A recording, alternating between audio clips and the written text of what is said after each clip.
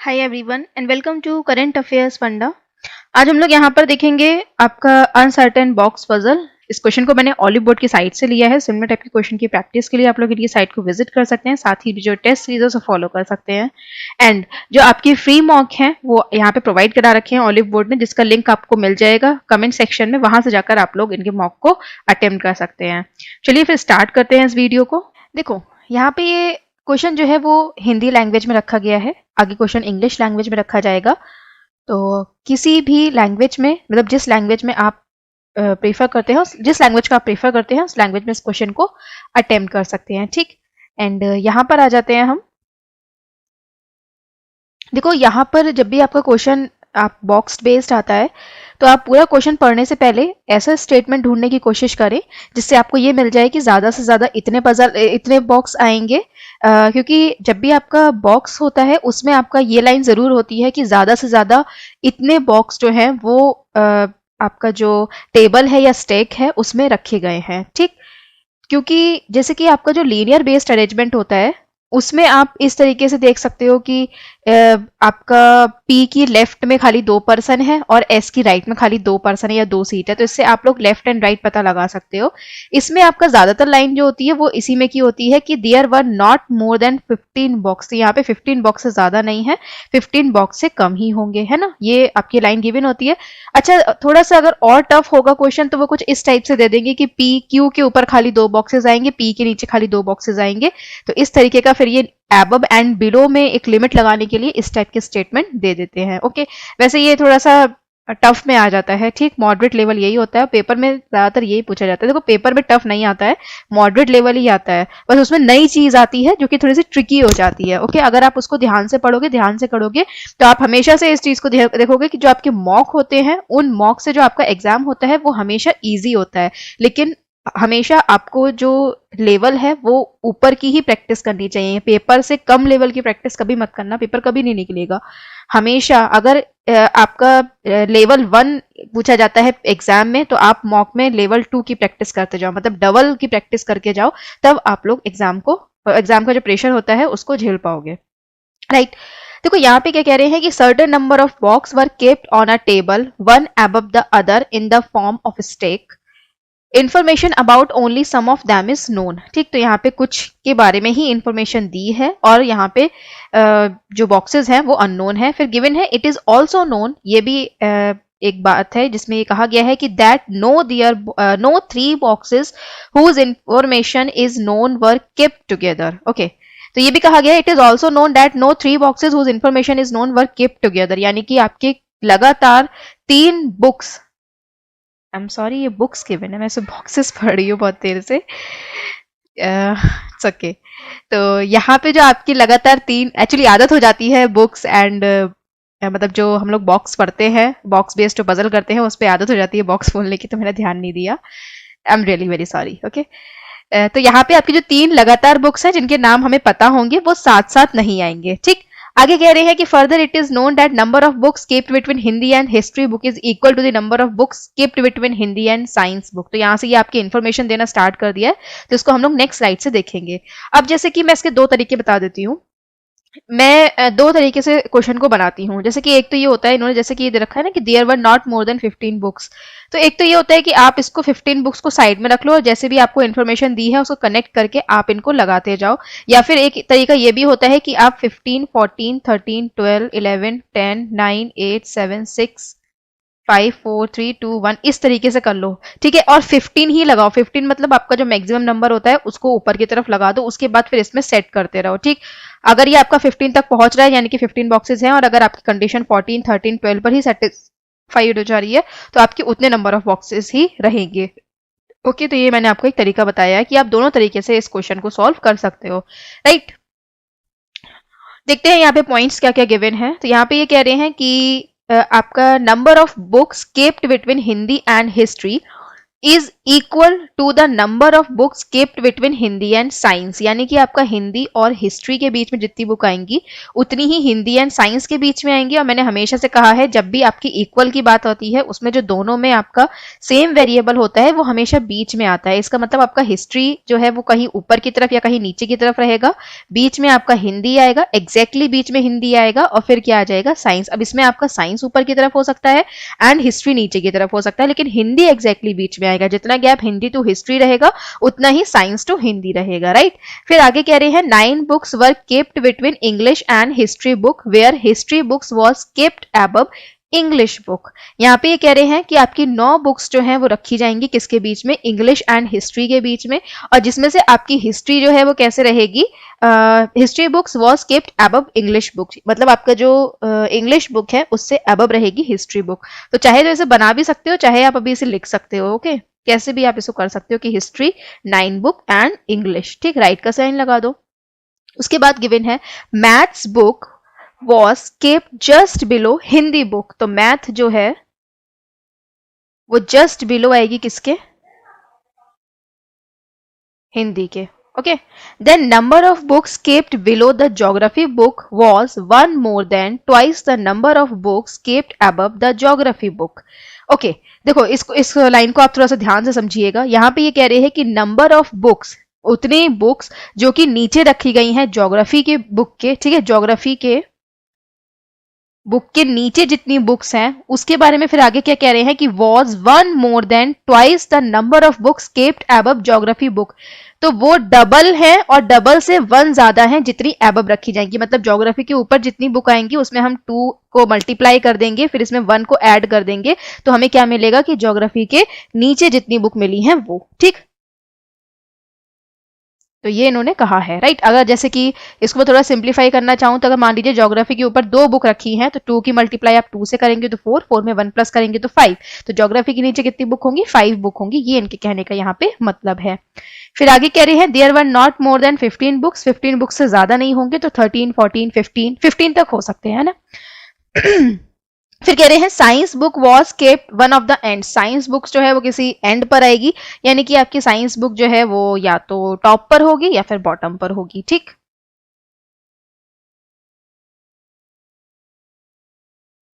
Okay अब 1 2 3 4 5, खाली 5 ही point given है, इसी से आपको क्वेश्चन बनाना है। अच्छा एक चीज आप ध्यान रखेंगे, कौन सी वाली, ये वाली, ये कि no 3 books whose information is known were kept together, ठीक, क्योंकि ये जो पॉइंट है ना ये एक्चुअली थोड़ा सा ऊपर की तरफ जो आपके इंस्ट्रक्शंस होते हैं वहां दे रखा है। तो हम लोग क्या करते हैं ना, जहां से स्टेटमेंट हमारे स्टार्ट होते हैं, डायग्राम बनाने वाला जो स्टेटमेंट होते हैं वहां से स्टार्ट होता है, हमारी निगाह वहीं पे ज्यादा रहती है, हम ऊपर की लाइन भूल जाते हैं पढ़ के, एक बार ध्यान नहीं रहता, और कई बार पॉसिबिलिटी उसी से रिलेटेड फिर बनी रहती है। तो इस चीज को आप ध्यान रखेंगे कि लगातार आपकी जो 3 बुक्स हैं जो कि नोन है वो साथ में नहीं आएंगी, ठीक। अब हम लोग इसको बनाते हैं तो ऑब्वियसली हिस्ट्री एंड इंग्लिश वाले को ही पिक करेंगे क्योंकि इसमें ज्यादा का गैप है ना। तो अगर हम इसको पिक करते हैं तो इसको इस तरीके से बनाओ, 15, 14,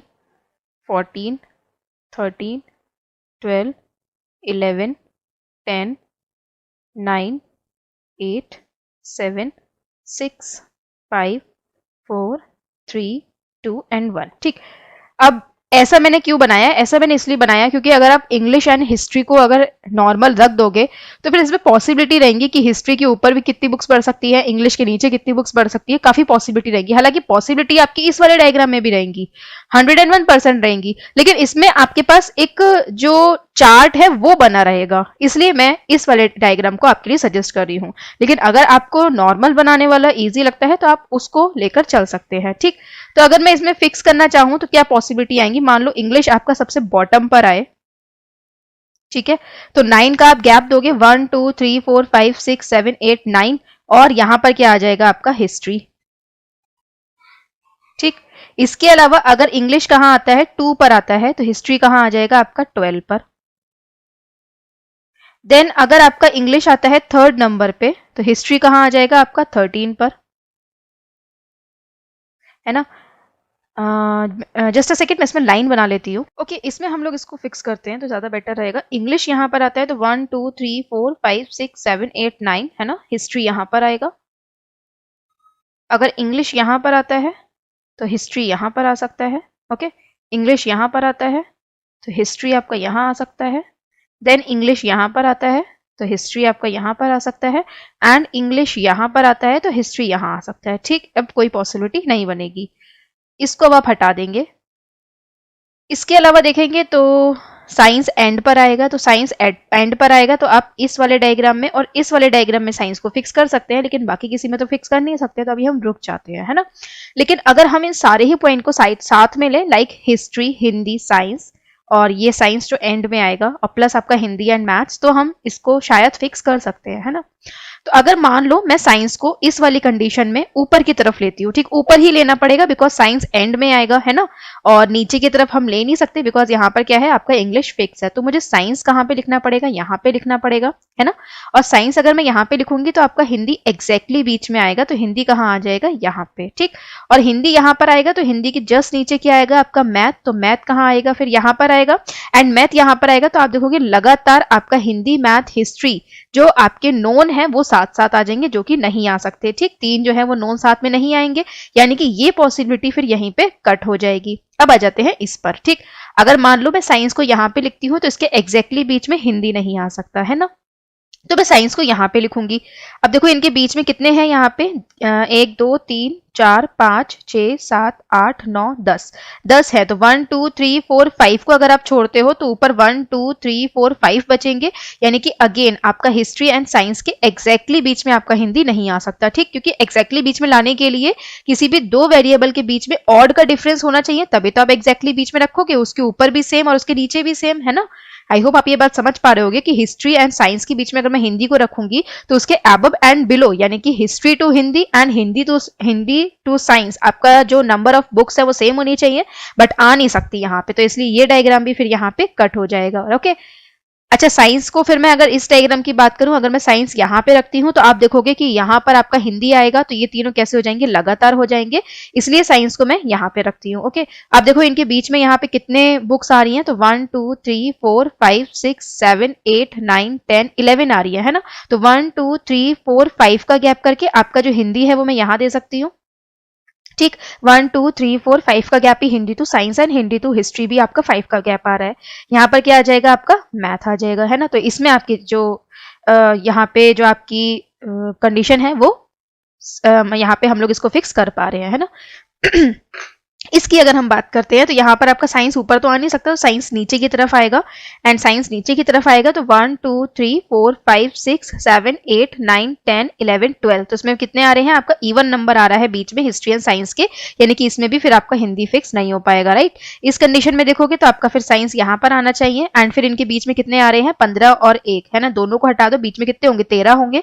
तो 1 2 3 4 5 6 का गैप करोगे तो आपका जो हिंदी है वो कहाँ आना चाहिए, यहाँ पर आना चाहिए, है ना। 1 2 3 4 5 6 का गैप नीचे की तरफ हो गया, और हिंदी के नीचे मैथ आएगा तो मैथ फिर यहाँ पर आ जाएगा, ठीक है। तो ये आपका फिक्स हो गया, इसे भी हटा दो, इसे भी हटा दो, साइंस एंड पर आ गया, ठीक। या तो करेक्ट आंसर इसमें आएगा या फिर आपका इसमें आएगा, इन दोनों में से किसी एक में करेक्ट आंसर होगा, है ना।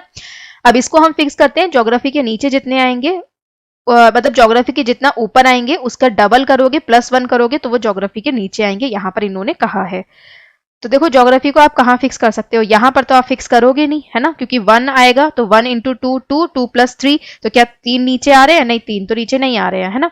तो इसके अलावा अगर यहाँ पे लिखते हो तो 1 और 2, है ना, 2 है, तो यहाँ पे इसके नीचे कितने होने चाहिए, 5, बट नहीं हो सकते। यहाँ पर आएगा तो 1 2 3 है, तो 3 2 6 एंड +1 = 7, तो क्या इसके नीचे 7 है, नहीं है। अगर यहाँ पर आएगा तो 1 2 3 एंड 4, है ना, ऊपर कितने हैं इसके 4 आ रहे हैं, तो 4 के बाद 4 दूनी 8 और 1 9, क्या इसके नीचे 9 आ रहे हैं, 9 नहीं है, 10 आ रहे हैं, है ना।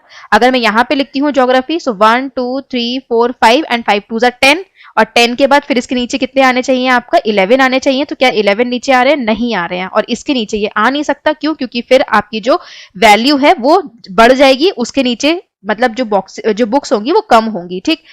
जैसे कि इसका मतलब मैं दोबारा समझा देती हूँ। अगर मान लो मैं ज्योग्राफी को यहाँ पे लिखती हूँ तो आप देखो इसके ऊपर कितने हैं, 1 2 3 4 5 6 एंड 6 दूनी 12 प्लस 1 13 है ना। तो 13 इसके नीचे होने चाहिए, लेकिन 13 नीचे नहीं हो सकते। तो अब क्या हो रहा है कि इसके ऊपर के बॉक्सेस जो है वो ज्यादा हो रहे हैं, जबकि आपके नीचे की बुक्स जो है वो कम हो रही है, राइट। तो हमको ऐसे चाहिए, हमको ऊपर की कम चाहिए, ठीक, क्योंकि हमें ऊपर वाले के 2 से मल्टीप्लाई करके +1 करके उसको नीचे देना, यानी कि नीचे उसकी बुक्स जो है वो ज्यादा होंगी ऊपर के कंपेयर में। तो इसलिए ये आपका यहाँ पे कट हो जाएगा। इसमें अगर आप देखोगे तो ज्योग्राफी यहाँ तो आ नहीं सकता है ना, ज्योग्राफी यहाँ भी नहीं आ सकता।